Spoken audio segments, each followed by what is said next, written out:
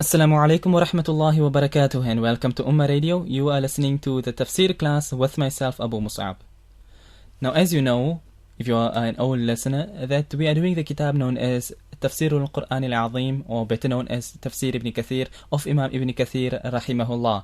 And we are still busy with volume number 1. We have completed the tafsir of Surah Al-Fatiha, and in our last class we had just completed the tafsir of ayah number 22 of Surah Al-Baqarah. So tonight, inshallah, we start onwards from ayah number 23. Now, if you are following it from the book, which you can download from Ummah Forum, www.ummah.com/forum, you will see the subsection called Ummah Radio, and in that section you will find a sticky thread called Saturday Tafsir class. In that thread you will find a download link to the 3-volume Kitab Tafsir ibn Katheer, or rather Mukhtasar Tafsir ibn Katheer. And if you're following on that book, then we start tonight from page 41, ayah number 23. So then, to begin with, Bismillahi walhamdulillahi wassalatu wassalamu ala rasulillahi wa ala alihi wa sahbihi wa man wala. The ayah number 23 and 24 is what the chapter starts with. وَإِن كُنتُمْ فِي رَيْبٍ مِّمَّا نَزَّلْنَا عَلَى عَبْدِنَا فَأْتُوا بِسُورَةٍ مِّن مِّثْلِهِ وَادْعُوا شُهَدَاءَكُم مِّن دُونِ اللَّهِ إِن كُنتُمْ صَادِقِينَ فَإِن لَّمْ تَفْعَلُوا وَلَن تَفْعَلُوا فَاتَّقُوا النَّارَ الَّتِي وَقُودُهَا النَّاسُ وَالْحِجَارَةُ أُعِدَّتْ لِلْكَافِرِينَ. In this ayah, or there are these 2 ayat, Allah is now moving away from the previous topic which we had dealt with regards to the oneness of Allah and the existence of Allah, as we had done in the last ayah. So now we move on, that now Allah moves and addresses the kuffar, and Allah says, وَإِن كُنْتُمْ فِي رَيْبٍ مِّمَّا نَزَّلْنَا عَلَى عَبْدِنَا فَأْتُوا بِسُورَةٍ مِّن مِّثْلِهِ. That if you, O kuffar, if you are in any doubt with regards to that which we have revealed upon our servant, meaning revealed to Rasulullah sallallahu alayhi wasallam, then what must you do? فَأْتُوا بِسُورَةٍ مِّن مِّثْلِهِ. Then bring from your side a surah similar to the Qur'an. وَادْعُوا شُهَدَاءَكُم مِّن دُونِ اللَّهِ إِن كُنتُمْ صَادِقِينَ. And call all your witnesses besides Allah if indeed you are truthful. Who are the witnesses and these things here? Inshallah, it will come now in the tafsir. But just to translate the ayah, that's ayah number 23. Then 24 goes on, فَإِن لَّمْ تَفْعَلُوا. But if you cannot do this, وَلَن تَفْعَلُوا, and you will never be able to do it, فَاتَّقُوا النَّارَ الَّتِي وَقُودُهَا النَّاسُ وَالْحِجَارَةُ. Then beware and fear that fire whose the coal of that fire is man and stone. أُعِدَّتْ لِلْكَافِرِينَ. This fire which has been prepared for the disbelievers. That's the tafsir of the translation of the 2 ayat. So now moving on to the tafsir, he says, ثم شرع تعالى في تقرير النبوة بعد أن قرر أنه لا إله إلا هو فقال مخاطبا للكافرين وإن كنتم في ريب مما نزلنا على عبدنا. He says, Imam ibn Katheer rahimahullah, he says that now, after mentioning everything in the last ayah number 22, now Allah Ta'ala moves on to affirm the nubuwah, the prophethood of Rasulullah sallallahu alaihi wasallam, after Allah had affirmed that there is no God worthy of worship besides Allah. So now Allah says, addressing the kuffar, وَإِن كُنْتُمْ فِي رَيْبٍ مِّمَّا نَزَّلْنَا عَلَى عَبْدِنَا. That if you are in doubt with regards to that which we have revealed to our servant, يعني Muhammadan sallallahu alayhi wasallam, meaning that which was revealed to Rasulullah sallallahu alayhi wasallam of the Qur'an, فَأْتُوا بِسُورَةٍ مِّن مِّثْلِ مَا جَاءَ بِهِ. Then bring about a surah, a likeness of that which Rasulullah sallallahu alayhi wasallam has come with. In za'amtum annahu min 'indi ghayrillah. If you claim, as you claim, that this Qur'an is not from the side of Allah, فَعَارِضُوهُ بِمِثْلِ مَا جَاءَ بِهِ. Then bring about and confront the Qur'an with something similar to the Qur'an. If you claim that the Qur'an is brought about from the previous scriptures, you claim it's sorcery, you claim it's just poetry, you claim it's man-made, whatever your claims all are, then you bring about something like it. وَاسْتَعِينُوا عَلَى ذَلِكَ بِمَنْ شِئْتُم مِّن دُونِ اللَّهِ فَإِنَّكُمْ لَا تَسْتَطِيعُونَ ذَلِكَ. So, and seek the aid and call upon whoever you want to besides Allah, because you don't believe in Allah, you believe in all these idols and the stones and whatever you come across that you worship. call upon every single last one of those things.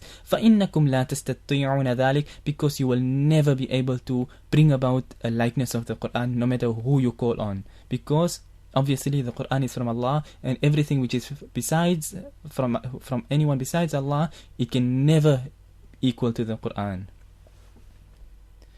To move on, he says, قال ابن عباس رضي الله عنهما شهداءكم أعوانكم أي استعينوا بآلهتكم في ذلك يمدونكم وينصرونكم. Hazrat Abdullah ibn Abbas radiyallahu anhuma, he gave the tafseer and he interpreted the word shuhada'akum in the ayah وَدِعُوا شُهَدَاءَكُمْ, and when I translated it, I said, and call upon your witnesses, because shuhada would mean witnesses. I gave the verbatim literal translation. But here, Hazrat Abdullah ibn Abbas radiyallahu anhuma, he explains who is meant by shuhada'akum. He says, أي أعوانكم, your helpers. Seek the help of all those people who will help you. He says, Ista'inu bi alihatikum. Seek the aid and the help of your gods. Because these mushrikeen of Makkah, they believed in so many hundreds of gods. So seek the help.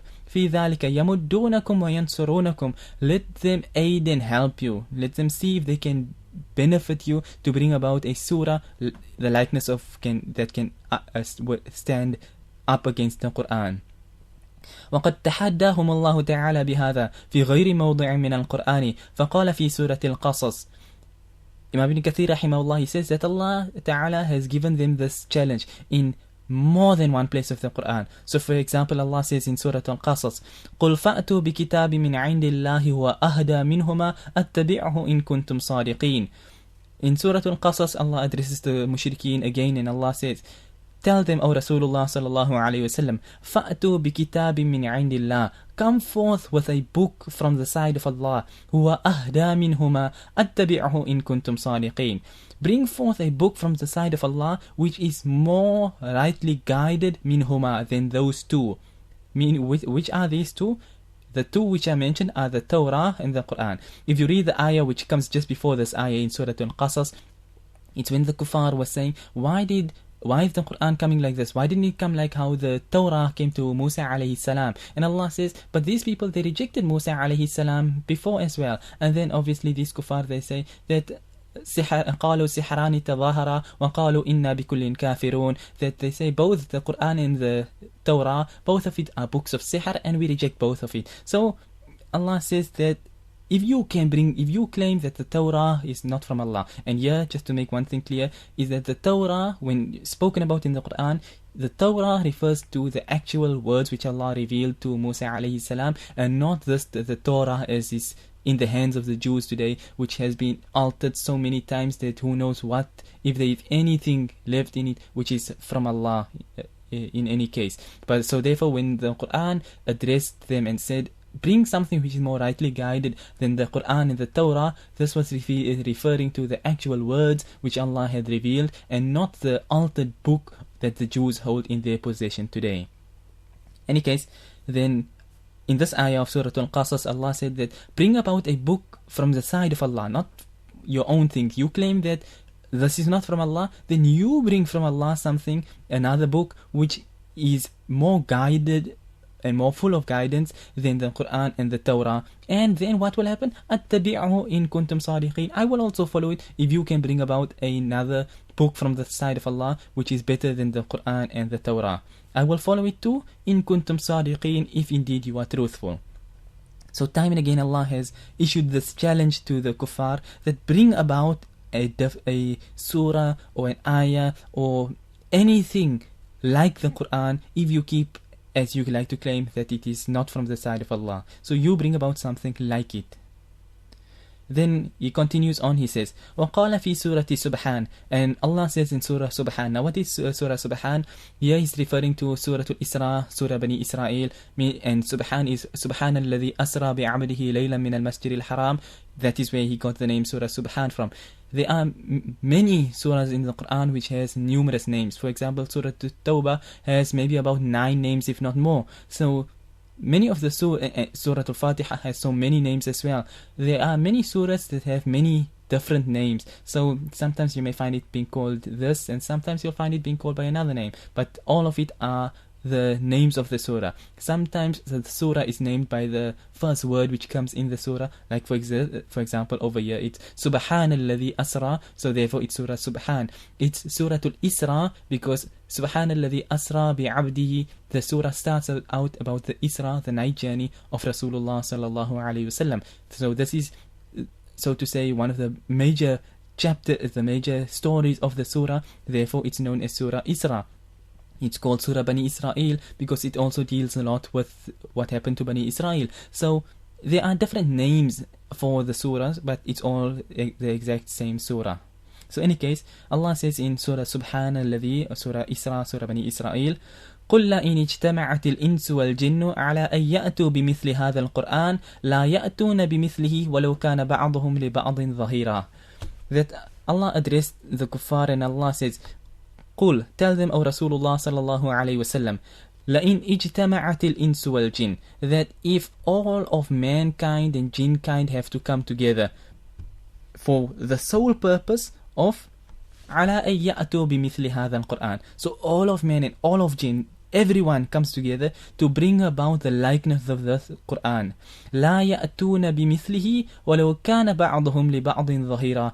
They will not be able to bring about its likeness, even if they are helpers and supporters of one another, all of them helping each other to try and bring about the whole of humankind and the whole of jinnkind together. If they try to help one another to bring about the likeness of the Qur'an, they will never be able to do so. Okay, question over here. Can you please break down the word a'wanakum? The word which came from the Tafseer, shuhada'akum ay a'wanakum. A'wan comes from the is the plural of the word, as you can say, the word a'un, a'wan. A'un means to aid. A'wan is the plural now. The a'wanakum, those people who aid you. So like shuhada'akum from shaheed, shaheed singular, shuhada plural, shuhada'akum, your witnesses. A'un is a means to help and also a helper and aider, and a'wan is now the plural as the helpers and the aiders, and the kum is obviously now the pronoun meaning all you people as a direct second person address. A'wanakum, all your helpers, whoever you want to call upon to help you, call upon them. That is the word a'wan. In any case, so coming back to where we were, that if all the man and jinn kind had to come together to bring about the likeness of the Qur'an, they would not be able to bring about its likeness. Even if they helped one another, it would be impossible for them. That's now Surah Isra. He now quotes another ayah. He says, وَقَالَ فِي سُورَةِ هُودٍ أَمْ يَقُولُوا نَفْتَرَاهُ قُلْ فَأْتُوا بِعَشْرِ سُوَرٍ مِثْلِهِ مُفْتَرَيَاتٍ وَادْعُوا مَنِ اسْتَطَعْتُم مِّن دُونِ اللَّهِ إِن كُنتُمْ صَادِقِينَ. In Surah Hud, Allah again challenges the kuffar and Allah says, أَمْ يَقُولُوا نَفْتَرَاهُ. Do these kuffar, do they make this claim that the Qur'an is a fabrication? It's something man-made. This, and because this was their claim. So Allah puts it out like this. Do they say it's a fabrication? So what must you do? قُل, tell them, O Rasulullah sallallahu alayhi wasallam, فَأْتُوا بِعَشْرِ سُوَرٍ مِثْلِهِ مُفْتَرَيَاتٍ وَادْعُوا مَنِ اسْتَطَعْتُم مِّن دُونِ اللَّهِ إِن كُنتُمْ صَادِقِينَ. Then if you claim this, that the Qur'an is a fabrication, then bring about 10 surahs. And if you will listen now to the ayats, you will notice that there's a difference in the challenge each time that Allah gives them, but I'll mention it as we finish the rest of the ayat. Any case, so okay, another question quickly over here. What is the meaning of the Zahira? Zahir is also another word which means an aider, a helper, in the same meaning like Aun and Nasr and Zahir. All these words, they all synonyms. They differ slightly if you go to really break down the word, but as a general word, all of them are synonyms meaning a helper, an aider, and things of that nature. So a Zahira is also someone who helps one another. If you, like I say, they change on a, when you really break it down. If you look from the word Zahir, which if you look at the 3 original letters, which would be Zahara. Now Zahar would mean behind. So a Zahir is actually someone who stands behind you, someone who's got your back. you're standing back to back, or someone who's watching you from behind, aiding you like that. So that is the meaning of Zahir. So all of the words are quite similar. If you look at it from a general translation, it would be translated simply as a helper, but it changes slightly when you really delve down into the word itself. But a person who stands by your back is someone who helps you. So a Zahir means a helper. Okay, coming back to the ayah we were doing earlier, the challenge Allah had given out in Surah Hud, that if these kuffar who are saying the Qur'an is fabricated, then tell them, Rasulullah sallallahu alayhi wasallam, bring about 10 surahs like the Qur'an. 10 surahs which are fabricated. You claim the Qur'an is fabricated, so bring about 10 fabrications. Bring about it, fabricate it, make it up yourself. Bring about 10 of them. وَادْعُوا مَنِ اسْتَطَعْتُم مِّن دُونِ اللَّهِ إِن كُنتُمْ صَادِقِينَ. And call on whoever you want to, who istata'tum, who you feel is capable and who will be able to help you. All these idols, all these people, all the poets, all the sahiri, the sorcerers, call on them all. These are the people you believe in besides Allah. Call upon every single last one of them, if indeed you are truthful, and see if you can bring about a likeness to the Qur'an.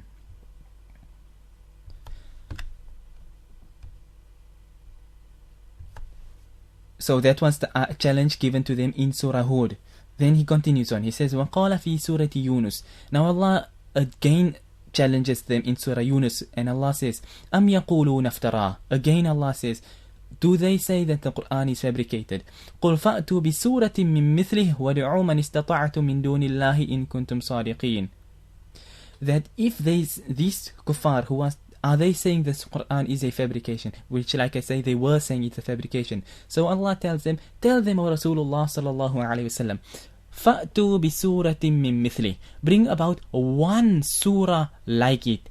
وَادْعُوا مَنِ اسْتَطَعْتُم مِّن دُونِ اللَّهِ إِن كُنتُمْ صَادِقِينَ. Same challenge as the last ayah when Allah said, call upon whoever you want to besides Allah, whoever you feel will be able to help you. Call upon every single last one of them. If indeed you are truthful, see if you can bring about even one single surah like the Qur'an.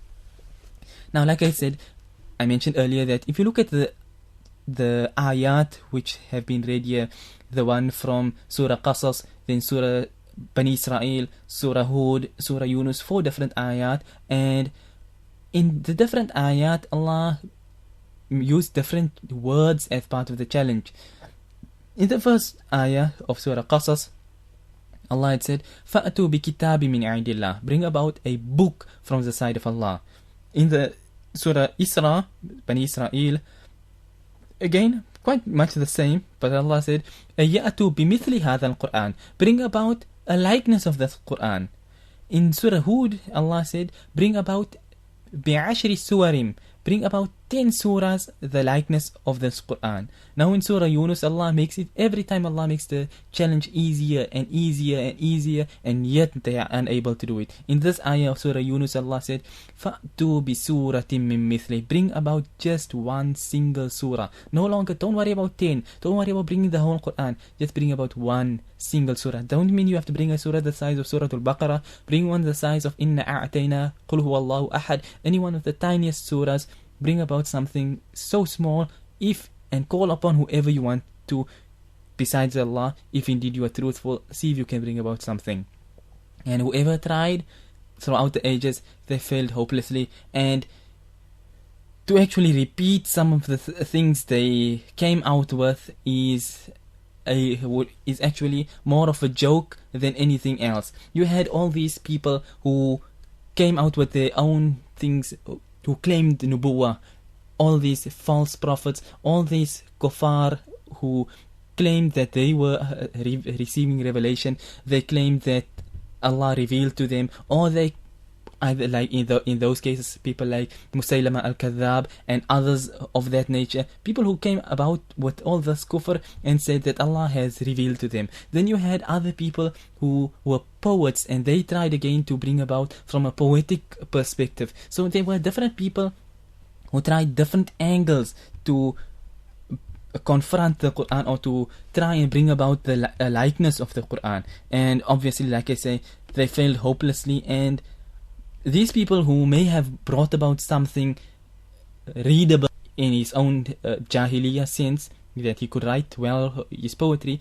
But when he attempted, any of the kuffar, anyone ever, when they attempted to challenge the Qur'an, then what they came out with is so far removed that when the people used to take, like when the kuffar used to look at the Qur'an, yes, people have tried for real to make up ayats of the Qur'an, or rather make up ayats. They try to bring about something similar to the Qur'an. Like I mentioned, you had people who were poets, and they would try and bring poetry to become a likeness of the Qur'an. And then, as was the general habit of the Arabs at the time when the Qur'an was revealed, the level of Arabic was extremely high, and the kuffar were unable to find one single error in the entire Qur'an. From the beginning till the end, they were unable to find the slightest of errors. Yet, when they would try and write a poem likening it to the Qur'an, then their own people from their own Arabic would say there's a 47 errors in a small little poem that they would come up with. That's from the poet side. Then you had, obviously, like I say, people like Mus'ab al-Kadhab and others who came out with stupidity that is impossible to believe, and it's mind-boggling the type of nonsense that they came up with. You had people like I say, Mus'ab al-Kadhab. He brought about numerous so-called ayat which he claimed was revealed to him. He was also such a jahil, murakkab, and in compounded ignoramus that he could not even come up with something from his own side, but rather he would take like an ayah of the Qur'an which was revealed and then try and get something from a similar sounding nature and change the words, obviously, and bring about his own nonsense. And I read you one, for example. We know all the ayat of the Qur'an, how wonderful it is from a meaning perspective, from a wording perspective, and everything. Now listen to one of the nonsensical things that Mus'ab al-Kadhab came up with. One of his surahs, as he claimed, was revealed to him. It says, Ya wabar, ya wabar, innama anta udhunani wa sadr, wa sa'iruka hafri naqar. That was his ayah. Translated, what it says is, Oh wabar. A wabar is a hyrax, a small animal which looks a bit like a rabbit. So he says, Oh hyrax, you are only 2 ears and a chest, and the rest of you is digging a hole. That was the surah he came out with. A person, you can laugh yourself to death from the stupidity of people like Mus'ab al-Kadhab, and this was one of the surahs that he claimed he was revealed to him. Now, and there were many other things like this. Now, he married again another kafirah called Saja. All these who also claimed to be a female prophet, and all this other type of kufr. And this Mus'ab al-Kadhab especially, he tried many times to bring about a likeness of the Qur'an, and his own people rejected him, knowing that he was a kafir, false liar, and everything of the sort. And as you can see from the meaning of that nonsensical thing that he brought up with, that he called an ayah of the Qur'an, you can see that you would have to be seriously sick in your mind to think that is from Allah. But in any case, over the years, the kuffar had tried to bring about a likeness of the Qur'an, and they failed totally and utterly hopelessly.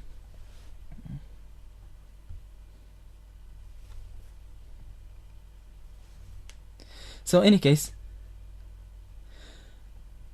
that was just a little bit on that. Why, despite the many times that Allah had put out this challenge to the kuffar, never has anyone ever been able to bring about the smallest ayah to the likeness of the Qur'an. When obviously, how could they do so when the Qur'an comes from Allah and everything they come out is from their own nonsense and shaitan? Anyway, coming back to the tafsir, After quoting those ayats from Surah Yunus, Surah Hud and so on, he then says, وَكُلُّ هَذِهِ الْآيَاتُ مَكِّيَّةٌ. All these ayat which were read, these 4 years, all of them are Makki ayat, meaning they were all revealed in Makkah, in the early days.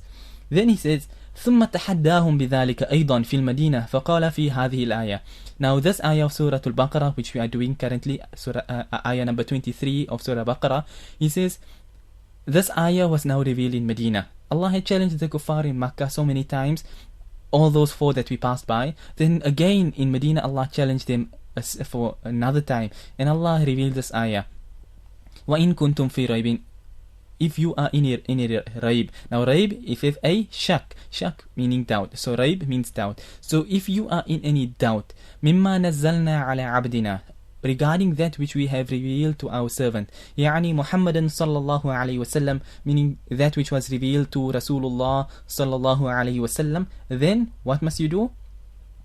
فَأْتُوا بِسُورَةٍ مِّن مِثْلِهِ. Bring about just one surah of the likeness of the Qur'an. يعني من مثل القرآن. قاله مجاهد وقتادة رحمهم الله. Imam Mujahid and Imam Qatada رحمهم الله, they interpreted this ayah من مثله, this ha, the likeness of it. What is this it? Meaning the likeness of the Qur'an. So bring about a likeness of one surah of the Qur'an. واختاره ابن جرير الطبري والزمخشري والرازي وأكثر المحققين. And this view was chosen as the chosen view accepted by Imam Ibn Jarir al-Tabari, Imam al-Zamakhshari, Imam al-Razi, and most of the muhaqqiqeen, they all took the same opinion, that it refers to the Qur'an, an ayah of the Qur'an. He says, وَرَجَّحَ ذَلِكَ بِوُجُوهٍ مِنْ أَحْسَنِهَا. And they made tarjih, they explained that why this is the most correct view. They explained it through numerous angles. من أحسنها أنه تحداهم كلهم متفرقين ومجتمعين سواء في ذلك أميهم وكتابيهم. He says that the most from the ulama, they explained it through numerous angles, and from the nicest of ways is from the best of ways that they have explained it is that Allah had challenged them, all of them, individually and as a group. سواء في ذلك أميهم وكتابيهم, whether they... Okay, question here. Is Allah Ta'ala challenging Jews of Medina here, since ayah 23 is Madani? The ayah, as we say, we have one term which we use in the usul al-tafsir, we say al-ibratu li'umum al-lafz la li khusus al-sabab, that we take lesson from the unrestricted nature of the words of the ayah and not the specific reason why the ayah was revealed. So this ayah may be revealed with regards to the mushrikeen. The ayah may have been revealed with regards to the Jews, or with regards to whoever it may be. But, and you will obviously find amongst the mufassirin who would say that the ayah refers to this, it was revealed with regards to these people, it was revealed regarding them. But in this case here, the mufassirin have said that this was also revealed regarding the mushrikeen. So like I said, despite the fact that it was revealed regarding the mushrikeen, everyone would be included in it, whether it's the Jews, whether it's the Christians, whether it's the Hindus, Buddhists, whoever it may be. Everyone is included in this challenge which Allah has put out. Although, like I say, the mufassirin, they have interpreted and said that this was revealed with regards to the mushrikeen of Makkah as well. Any case, so he says, he was continuing, he says, min ahsaniha, that from the most wonderful of ways that the ulama have explained this ayah, they said, أنه تحداهم كلهم متفرقين ومجتمعين سواء في ذلك أميهم وكتابيهم, that Allah has challenged them all, individually and as a group.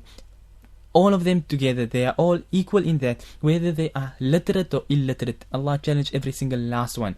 وَذَلِكَ أَكْمَلُ فِي التَّحَدِّي وَأَشْمَلُ مِنْ أَنْ يَتَحَدَّى أَحَدُهُمْ الْأُمِّيِّينَ مِمَّنْ لَا يَكْتُبُ وَلَا يُعَانِي شَيْئًا مِنَ الْعُلُومِ.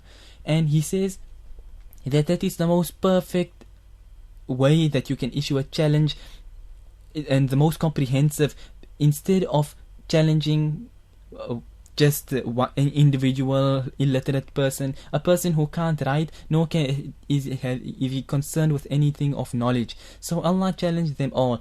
Allah challenged the the literal intelligent people, as they were called, who found a problem with the Qur'an, Allah challenged them. The ignorant people who followed them, who also believed it, Allah challenged them too. The people who were on their own as individuals, Allah challenged them. The people who were as big groups, Allah challenged them. And yet no one was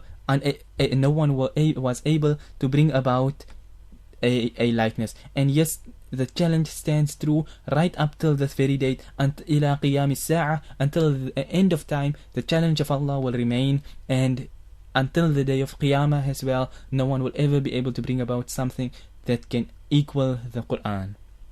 So the challenge is open. If any kafir decides to take on the challenge, let him try. Allah will make him fail in this world, and he will definitely fail in the year after as well. Okay, coming back now to the tafsir. He then moves on and he says that another proof that the Mufassirin have used for taking that this ayah bring about a likeness of an ayah of the Qur'an, he says, وَبِدَلِيلِ قَوْلِهِ تَعَالَى فَأْتُوا بِعَشْرِ سُوَرٍ مِثْلِ, and then he cuts off over there. He says, and then another proof for this ayah is that Allah has challenged them also, فَأْتُوا بِعَشْرِ سُوَرٍ مِثْلِهِ, that bring about 10 surahs like it.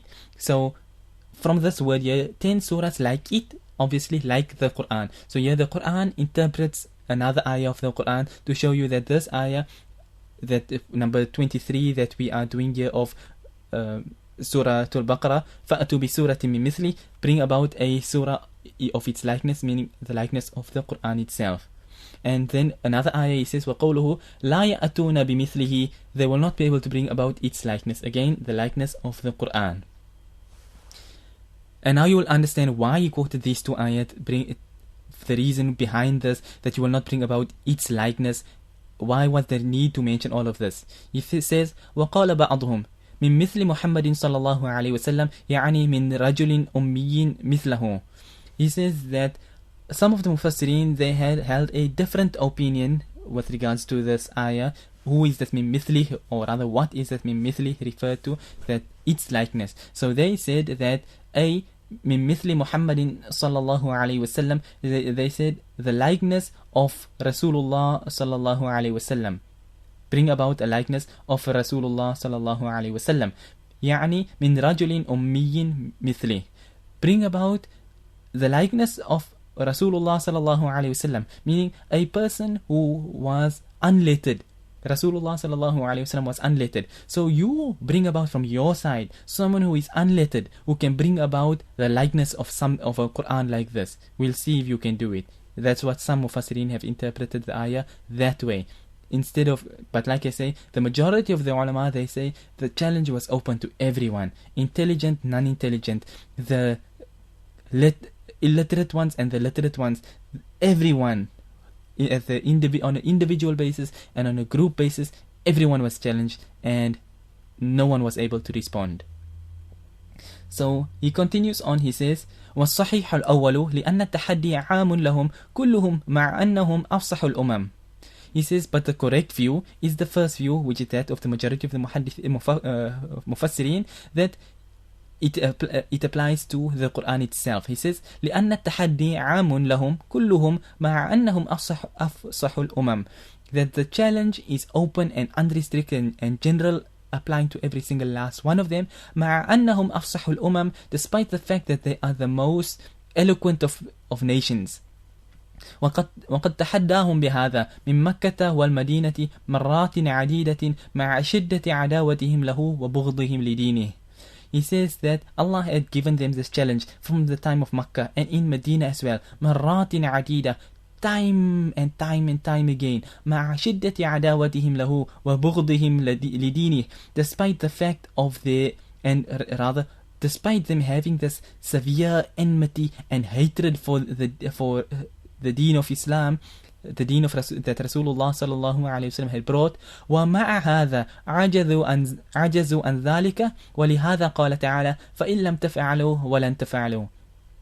He says that despite their extreme enmity and hatred that they had for the deen of Islam, that they had for the Qur'an, that they had for the Muslims, despite all of this, عَجَزُوا عَنْ ذَلِكَ, they were unable to bring about the likeness of even one surah of the Qur'an. So obviously, when you have a hatred for someone, you want to prove them wrong. So here Allah challenged them and challenged them and challenged them and challenged them and challenged them, and they were unable to bring about anything. Now, if they were able to do it, they would have tried to bring about something and take on the challenge. But despite all their hatred and anger and their want to be able to challenge the Qur'an, they knew for a fact that they were totally incapable of challenging the word of Allah. In any case, he says, and for this reason Allah Ta'ala had said, فَإِن لَمْ تَفْعَلُوا, but if they do not do it, meaning if they cannot bring about an ayah, a surah of the Qur'an, وَلَن تَفْعَلُوا, and here Allah answers it already. Allah gives the challenge. Allah says, if they don't come forward and take the challenge, and they will not come forward and take the challenge because they know they can't do it. Allah says, وَلَن تَفْعَلُوا, they will never be able to do it, never be able to bring about a surah of the Qur'an. And he says here, walan, this word lan, لنفي التأبيد في المستقبل, it is a negation which is for the future tense, which lasts for eternity. This Allah did not say فَإِن لَمْ تَفْعَلُوا وَلَا تَفْعَلُوا, that if they do not do it and they will not do it. But Allah said, and they will never ever be able to do it. Allah used this word lan to put extreme emphasis that never ever will they be able to do it. So he says here, it is a negation for eternity, that أي ولن تفعلوا ذلك أبدا وهذه أيضا معجزة أخرى. He says in this ayah, when Allah used this word lan تفعلوا, meaning you will never do that ever. And this in its own self is another miracle of the Qur'an. And as we can see till today, 1,435 over 1,435 years, and yet no one has been able to take on this challenge, because like Allah said, وَلَن تَفْعَلُوا, you will never be able to do it. He continues on, he says, وَهُوَ أَنَّهُ أخبر خبرا جازما قاطعا, that Allah has not only that, but Allah has given وهو أنه أخبر خبرا جازما قاطعا غير خائف ولا مشفق, that Allah has given news, such a news which is جازما قاطعا, it is definite, it is conclusive, it is strong and powerful, that there is no two ways about it. They will never be able to bring about the likeness of the Qur'an. غير خائف ولا مشفق, no fearing whatsoever, nor having any softness in it. Allah puts it, tells it as it is, no holding back, no fearing. After all, what is there to fear? Allah puts it out there. وَلَن تَفْعَلُوا, you will never be able to do it. And in fact, by using this word itself is an extra additional challenge to someone, because it's one thing to say I challenge you, but when you say I challenge you and you will never be able to beat me, it makes a person more want to try and beat you. But Allah puts it out like this, tells it straight to them that you will never be able to do it, and despite all of that, they could never come forward and try and challenge the Qur'an. So he says that no holding back, no fearing, nothing. Allah puts a definite, conclusive news out there that they will never be able to do it.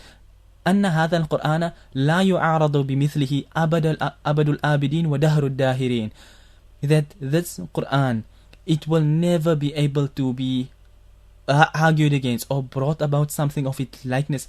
Abad al-Abidin, forever, and Abadul Abidin wa Dahrul Dahirin, these are both synonyms of one another. Abad means forever, and Dahr means for all time. So Abadul Abidin, forever and forever. Dahrul Dahirin means forever until the end of time. So they will never be able to bring about anything to rival the Qur'an forever and forever until the end of time. No one will be able to do it. وكذلك وقع الأمر لم يعارض من لدنه إلى زماننا هذا. He says, and similarly,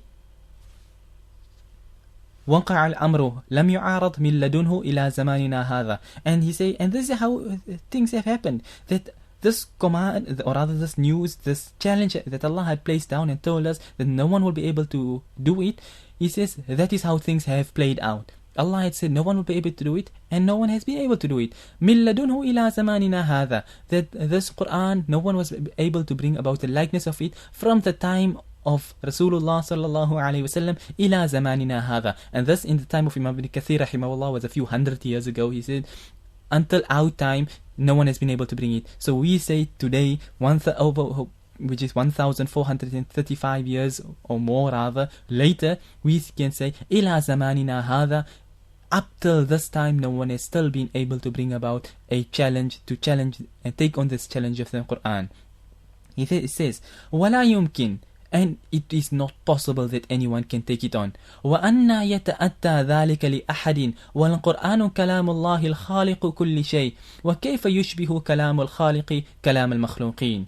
He says it's impossible for anyone to try and take on this challenge. He says, وَأَنَّا يَتَأَتَّى ذَلِكَ لِأَحَدٍ. How can anyone, how can this Qur'an, the likeness of the Qur'an, emanate and originate and come from anyone? وَالْقُرْآنُ كَلَامُ اللَّهِ. While the Qur'an is the speech of Allah, خَالِقُ كُلِّ شَيْءٍ, the creator of everything. وَكَيْفَ يُشْبِهُ كَلَامُ الْخَالِقِ كَلَامَ الْمَخْلُوقِينَ. And how is it possible that the speech of the creator can be like that of the speech of the creation? So never and ever will anyone ever be able to bring about a likeness of the Qur'an. So that is the end of page 41. Moving on to page 42, he's still continuing on with the same tafsir. He goes on for quite a bit on this particular point. Imam ibn Katheer rahimahullah now says, وَمَنْ تَدَبَّرَ الْقُرْآنِ وجد فيه من وجوه الإعجاز فنونا ظاهرة وخفية من حيث اللفظ ومن جهة المعنى. He says that whoever ponders over the Qur'an, he will find within it وجوه الإعجاز. إعجاز means the miraculous nature of the Qur'an. That is where the word, as you can say, mu'jiza, same root word, mu'jiza means a miracle, or rather that's how we translate it generally in English, as a miracle. But the word, again, when you break i'jaz and mu'jiza, you break it down to its original letters, is from the word ajzun. Ajaza means a person who is ajiz, who is unable to do something. So why is this used as the word mu'jiza or the word i'jaz? It's translated as a miracle in the sense that a person is ajiz, a person is unable to bring about the likeness of it. Wujuhil i'jaz, the Quran is a mu'jiza, it is a miracle, it is, like I say, we translate it a miracle to make it easier to understand in English, but it's something which makes people unable, which overpowers people and makes them unable to bring about the likeness of it.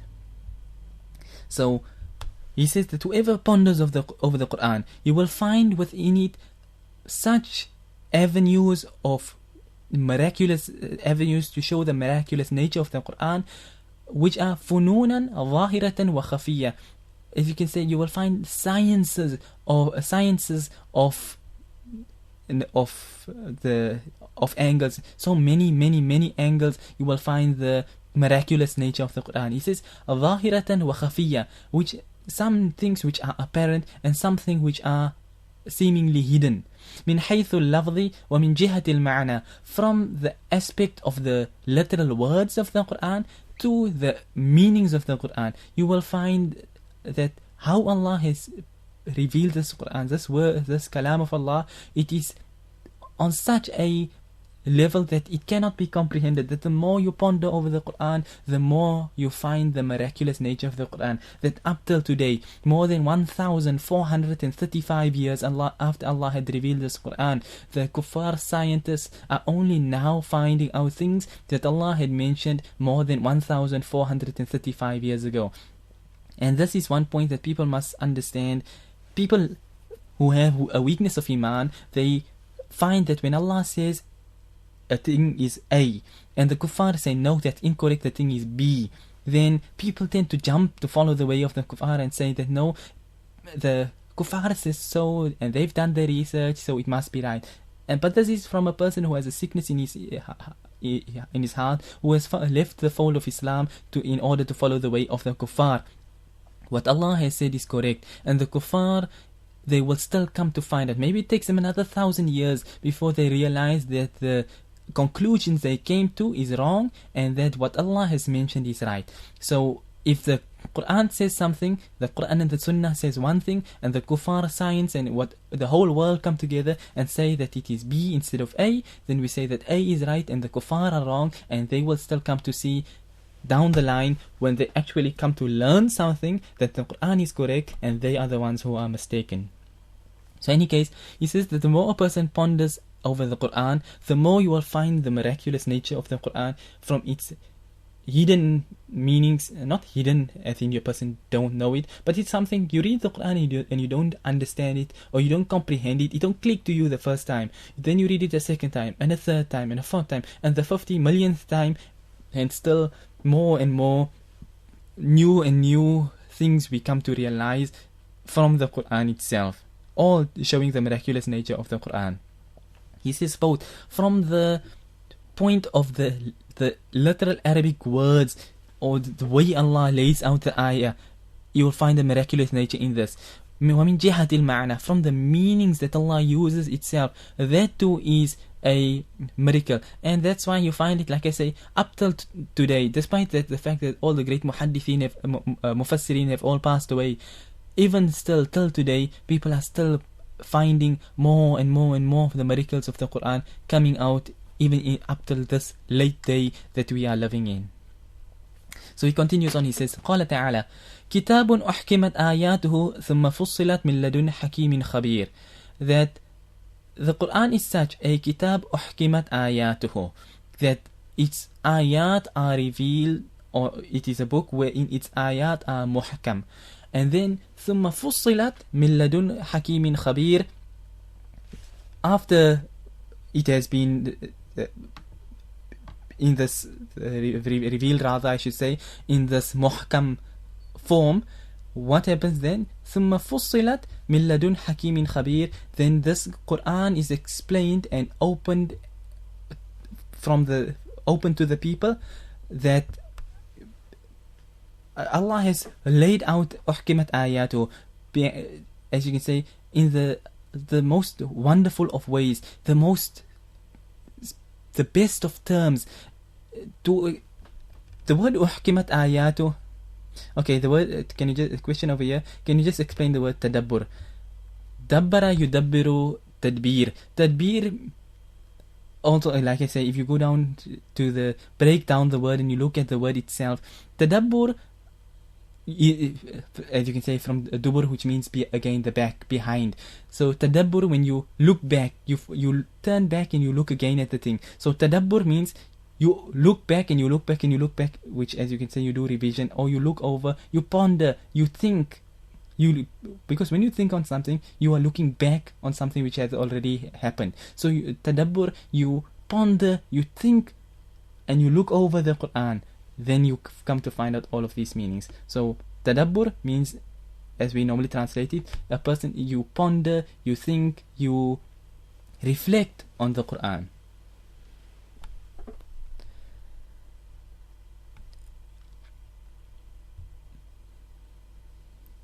Alright, so that was with regards to that point over there.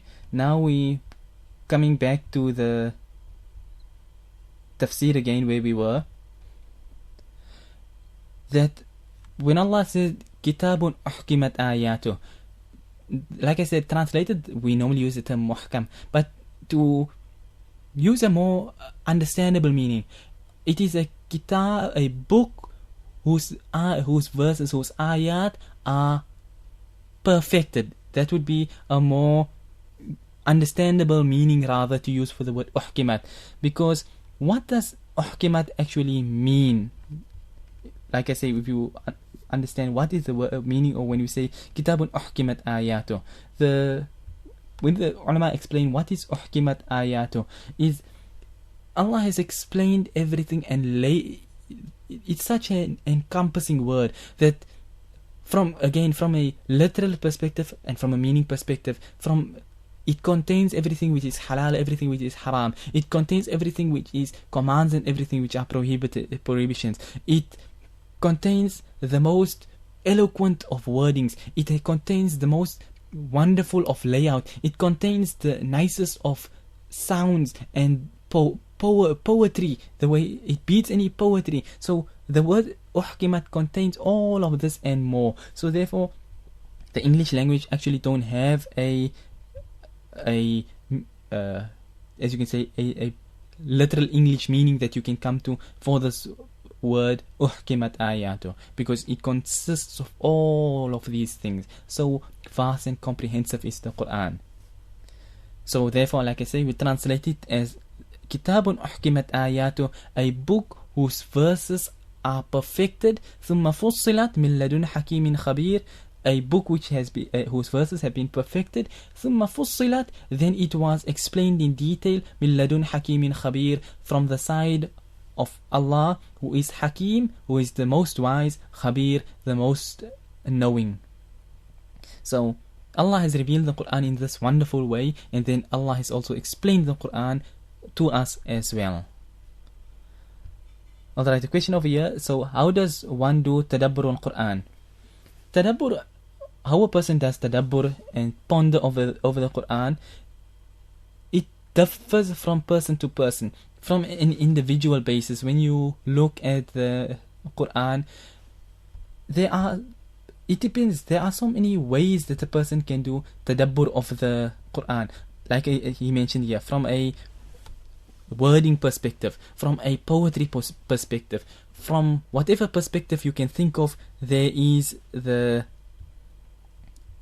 as you can say, there are ways that you can look and make tadabbur of the Qur'an. You can ponder over the Qur'an from all of these angles. To take an angle, something which is mentioned in more, so to say, recent times. In Surah Ghashiyah, when Allah speaks, أَفَلَا يَنْظُرُونَ إِلَى الْإِبِلِ كَيْفَ خُلِقَتْ, when Allah says, do they not look at the camel, how it has been created? Now, listen to the translation and try and picture the scene in your mind.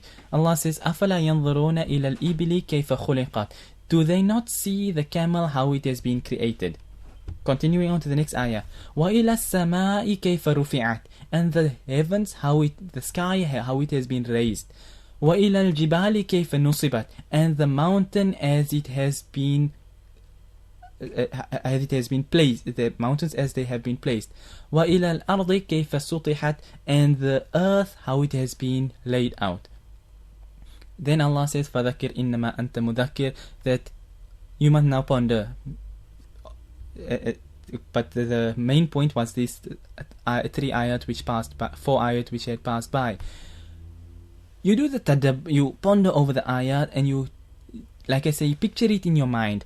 What actually used to happen over here is when Allah revealed this ayah again in the time of Rasulullah sallallahu alaihi wasallam, when camels were, so to say, the most important thing of the day. It was everyone's convenience, and people used to eat the camels, and people used to look after their camels. Now, when the people used to be, so to say, cleaning either you clean you brush your camel, you clean your camel, whatever the case may be, you're standing next to your camel, you're rubbing your camel, whatever. So Allah says, أَفَلَا يَنْظُرُونَ إِلَى الْإِبِلِ كَيْفَ خُلِقَتْ. Put it in this mindset. Here you are standing by your camel. Now Allah says, أَفَلَا يَنْظُرُونَ إِلَى الْإِبِلِ كَيْفَ خُلِقَتْ. Do they not look at the camel, how it has been created? So you were cleaning your camel over here, and you're looking at your camel. Its creation, its physical form. Now, obviously, with camels being so high, when you have to look up to the camel to see the camel. So then Allah moves on to the next ayah. وَإِلَى السَّمَاءِ كَيْفَ رُفِعَتْ, and the sky, also look at the sky, how it has been raised. So your gaze is already high when you are looking at the camel. Then your gaze naturally goes a little bit higher, and you see the sky which has been raised without pillars. Then Allah moves, obviously now your gaze starts to come down from the sky. وَإِلَى الْجِبَالِ كَيْفَ نُصِبَتْ, and the mountains, how it has been placed as pigs. Obviously been placed, but obviously placed as pigs on the earth. So your gaze comes down from the sky, and the thing which you see which comes next is obviously the mountains, due to them being so high.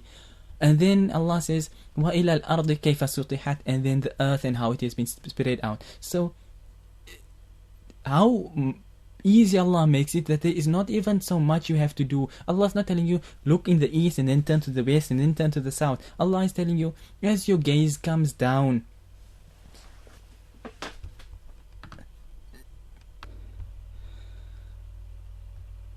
so Allah had made it so easy that أَفَلَا يَنْظُرُونَ إِلَى الْإِبِلِ كَيْفَ خُلِقَتْ, that while you are here one time at your animal, your gaze is already high. So from the animal you look up at the sky, then your gaze comes naturally down and you see the mountains, and from the mountains then your gaze comes obviously a bit lower and you see the ground. So it's not a lot of effort required from your side to see the greatness and the grandeur and the proof of the existence of Allah.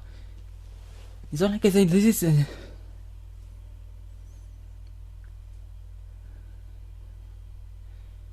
like I said, this is something small, but it's also a way that the person does tadabbur on the Qur'an. When you do your tadabbur, you look, like I say, from a poetic perspective. You look at any poetry that anyone has written, and then you look at the way that Allah has laid out the Qur'an, and you see that the poetic nature of the Qur'an is greater than the poetry of the poets. If you look at the meanings, you want to look from a meaning perspective, then you look at the meanings that Allah has used, and if you focus on the meanings, you will find that there is more greater wisdom in the meanings that Allah has used compared to what other people have come out with. So from any aspect that you look at the Qur'an, like I said, there are many aspects you can look at, and in each one of these aspects you will find that the Qur'an is greater than everything else, and in that manner you can do your tadabbur whichever way is best suited to you.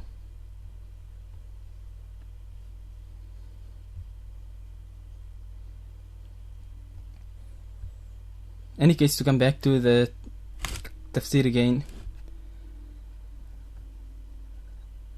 So he says now, we were still doing, he says, قال تعالى كتاب أحكمت آياته ثم فصلت من لدن حكيم خبير, that it is a book whose verses have been perfected, and also another meaning of أحكمت is also to have kept the things concise at the same time. Small words having vast meanings. So he says كتاب أحكمت آياته, he says فأحكمت ألفاظه وفصلت معانيه أو بالعكس على الخلاف. He says that أحكمت آياته, if you take the meaning of the ayats having been made concise, obviously we know the Qur'an is very short and small, but the meanings within it is so very, very vast. So he says that فأحكمت ألفاظه, that its words were made concise. If you take that meaning, otherwise, if you take the meaning of perfection, that meaning you can go even more further into detail with that. And he says وفصلت معانيه, and its meanings, the meaning of these ayat of the Quran were explained in detail. Or he says أو بالعكس على الخلاف, or if you follow the other opinion, then it's the opposite way around, that the words of the Quran were explained and the meanings were kept concise. So he says that's a different opinion. But in any case, فَكُلُّ مِنْ لَفْظِهِ وَمَعْنَاهُ فَصِيحٌ لَا يُحَاذِي وَلَا يُدَانِي. He says, but in both cases, the words of the Quran and the meanings as well, it is eloquent to the highest degree, that you can't find anything which can stand as an equal or come anywhere close to it.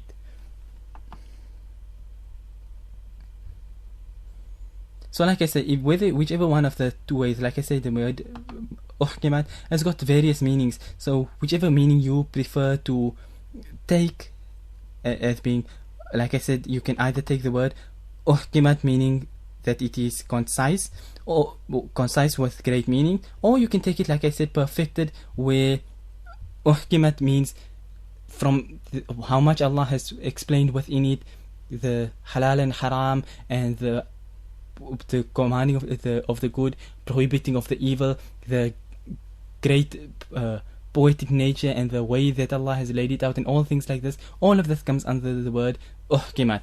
So the ulama have got both meanings in that in the tafsir of that particular word. So in any case, he says, so either the words or the meanings, whichever case, is made muhkam, made uhkimat in this way that it is perfect, despite the fact that it is also concise. And وَفُصِّلَتْ مَعَانِهِ, and the meanings have been explained in detail by Allah. Because there is nothing in the Qur'an which a person can say is not understandable. Everything that Allah has told us in the Qur'an, it is explained and that the person is able to understand. It's not as though there's hidden stuff that no one has been told about, that Allah has revealed in the Qur'an and not told anybody about it. So that sort of thing doesn't exist. What Allah has revealed in the Qur'an, Allah has explained it in detail. So in any case, he said there, فَكُلُّ مِنْ لَفْظِهِ وَمَعَنَاهُ فَصِيحٌ لَا يُحَاذِي وَلَا يُدَانِي, that both of the words and the meaning of the Qur'an, it is of the highest level of eloquence. لَا يُحَاذِي وَلَا يُدَانِي. Yuhadi means something which can stand in front of it, oppose it. There's nothing which can oppose it and say that it's on the same level. Wala yudani, meaning it can't even, forget about standing on par with it. It's not even something that you can come close to it. It's unparalleled. It's far beyond anything that any human being or jinn or whatever, that anyone can come out and try and bring something similar to the Qur'an. Alright, so to continue on, he says, okay, Bismillahirrahmanirrahim. فقد أخبر عن مغيبات ماضية كانت ووقعت طبق ما أخبر سواء بسواء. He says that furthermore, Allah has explained in the Qur'an عن مغيبات ماضية, that things of the unseen which has taken place in the past. وَوَقَعَتْ طِبْقَ مَا أَخْبَرَ سَوَاءً بِسَوَاءٍ, and exactly as Allah had explained it, it had taken place exactly in that manner. سَوَاءً بِسَوَاءٍ, meaning identical to that, like word for word basically. Like Allah said it took place like this, identical in that exact manner did it take place.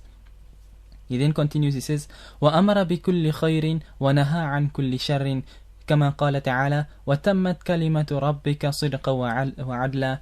And he says that furthermore Allah has commanded in this Qur'an every good thing. So whatever is in the Qur'an which Allah has commanded, then there is definitely goodness in it. وَنَهَى عَنْ كُلِّ شَرٍ, and Allah has prohibited every evil thing. And Allah Ta'ala says, وَتَمَّتْ كَلِمَةُ رَبِّكَ صِدْقًا وَعَدْلًا, and the word of your Lord has completed truth in truthfulness and justice. أي صدقا في الأخبار وعدلا في الأحكام, meaning that it is truthfulness it is true in what regards to the news that it has been given, meaning that whatever Allah has mentioned in the Qur'an, it is the 100% truth. وعدلا في الأحكام, and whatever commands that Allah has given, it is all just. There is nothing unjust whatsoever in the Qur'an. فَكُلُّهُ حَقٌّ وَصِدْقٌ وَعَدْلٌ وَهُدًى, that everything within the Qur'an is the truth and it is truthful. And وَعَدْلٌ وَهُدًى, and it is justice and guidance. لَيْسَ فِيهِ مُجَازَفَةٌ وَلَا كِذْبٌ وَلَا إِفْتِرَاءٌ, there is no lie, fabrication, no, as you can say, beating around the bush, changing of words. Lie, mujazafatun, obviously we know kadhibun means lie, iftira means fabrication, and the mujazafa means as you can say, mujazafa means like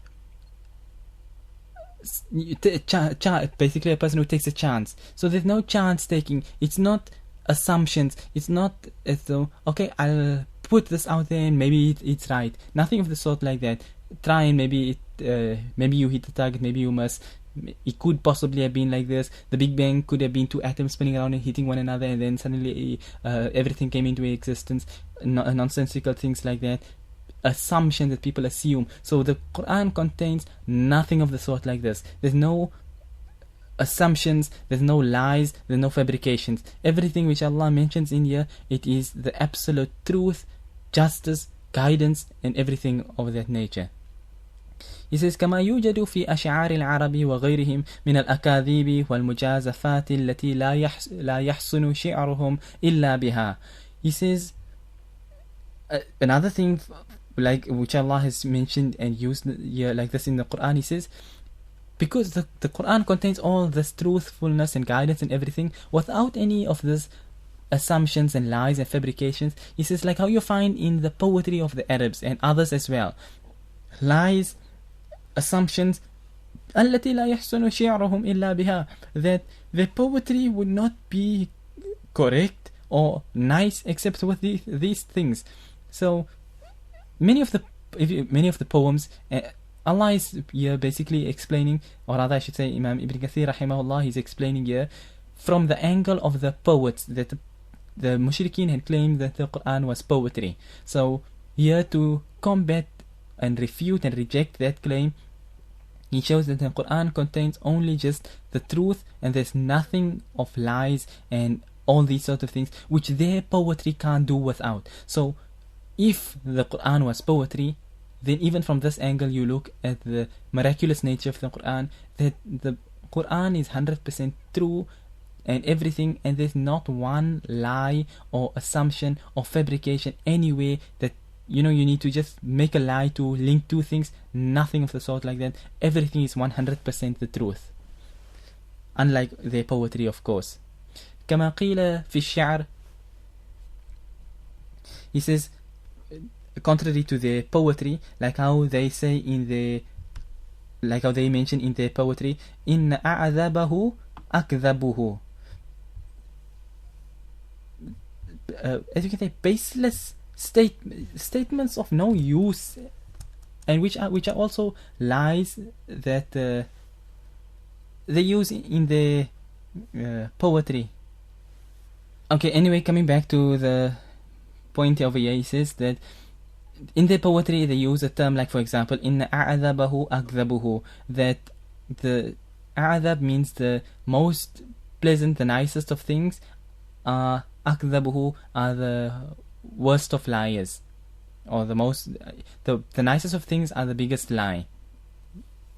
Nonsensical things like that. So in any case, like you say, the Qur'an contains no nonsensical things of this nature. Obviously we just heard the so-called surah that Musaylim al-Kadhab had come out with, pure drivel that he had written and claimed to be a surah, while the Qur'an contains nothing of the sort. And poetry as well, general poetry, it contains senseless statements and things like this in order to keep the rhyme and to keep the poetry, the poem going and things like this, which again the Qur'an does not contain. And the Qur'an don't put in a useless statement just for the sake of anything like how poetry does. You need to put a senseless statement in to make the poem sound nice or to make it rhyme and things of that nature, which obviously the Qur'an does not have. So obviously the Qur'an cannot ever be compared with the poetry that people make up. Okay, he then continues on. He says, also further speaking on their poetry, he says, وتجد في القصيدة الطويلة المديدة قد استعمل غالبها في وصف النساء أو الخيل أو الخمر أو في مدح شخص معين أو فرس أو ناقة أو حرب أو شيء من المشاهدات المتعينة التي لا تفيد شيئا. He says that you find a lot of the long, lengthy poems, that qasidas, the poems that they write, قد استعمل غالبها في وصف النساء, that most of the things that they write is describing women or horses or intoxicants, wine and drunk. That's what they write their poems about, or praising a particular person or a horse or a camel, or talking about war, أو شيء من المشاهدات المتعينة التي لا تفيد شيئا, or speaking about some happening, a specific happening, which there is no benefit whatsoever in it. So he says you find a lot of their poems are made up of things like this. A poem which comes to mind, which from a poem from the days of Jahiliyyah, which from an Arabic perspective uses a very high level of Arabic, which is the poem أمين أمي أوفى دمنة لم تكلمي وحومان أمين أمي أوفى دمنة لم تكلمي بحومانة الدراج فالمتسلم ودار لها بالرقمتين كأنها نواشر وشم في نواشر معصم. Any case, a long poem which again, in fact, it consists of these very same things he's talking about here. That أمين أمي أوفى دمنة لم تكلمي, he's talking about some woman by the name of Ummi Awfa. بحومانة الدراج فالمتسلم, he goes on there. ودار لها بالرقمتين كأنها, he now speaks about the, he said, he goes on to speak about this woman Ummi Awfa who he hasn't seen for 10 years, and because of the war between the tribes and the destruction taking place in the war of all those years, after he come back to visit, بعد 20 حجة فلأي عرفت الدار بعد توهمي. A long poem that goes on like that. He speaks now on the that after coming back after all the war which has ravaged the place and the houses are damaged, how can he recognize the house after all of this? So this was what their poems were basically about: women, wine, war, horses, camels. That's the sort of stuff that they would write their poetry about. So obviously nonsensical, useless stuff is what their poems had consisted of for the majority part. That is what the poems of Jahiliyyah were like. And obviously the Qur'an came at the same time where these things were the prevailing, and the Qur'an overpowered and overshadowed all these things, and not one poem could ever stand up against the Qur'an, because obviously the Qur'an came with every single word having a great meaning and effect, unlike the poetry which contained a whole lot of nonsensical things which had no benefit for anyone whatsoever. He says, لا تفيد شيئا إلا قدرة المتكلم المعين على الشيء الخفي أو الدقيق أو إبرازه إلى الشيء الواضح. He goes on to speak on that this poetry of theirs, it did not benefit anything إلا قدرة المتكلم المعين على الشيء الخفي أو الدقيق أو إبرازه إلى الشيء الواضح. ثم تجد له فيه بيتا أو بيتين أو أكثر هي بيوت القصير وسائرها هذه لا طائل تحته. He says that you find these poems of theirs were about this nonsensical things, and it does not benefit anything except to basically the speaker, a specific speaker speaking about something which is hidden or some minute issue, or he's speaking about something which is already quite apparent. So it's not like he's telling you something which is necessary, he's stating the obvious, or he's speaking about some minute unimportant issue. And then he says that ثم تجد له في بيتا أو بيتين أو أكثر هي بيوت القصيد, that the poem consists of 1, 2 or maybe a bit more lines like that. وسائرها هذر لا طائل تحته, that the rest of the poem is just an absolute waste of time. So this was what the poems of Jahiliyyah, which was what everybody was looking up to, that this is what it's all idle nonsense that they had written. And they accused the Qur'an of actually being poetry, putting it on par with the nonsense that they had written. So their poems was maybe 1, 2 lines, there's some benefit or something actually, or not even, or you can say of benefit, but there's some 1, 2 lines that there's something you can take out of it, and the rest of the thing is nonsense that there's no benefit in whatsoever. Hadarun means, as you can say, idle nonsense.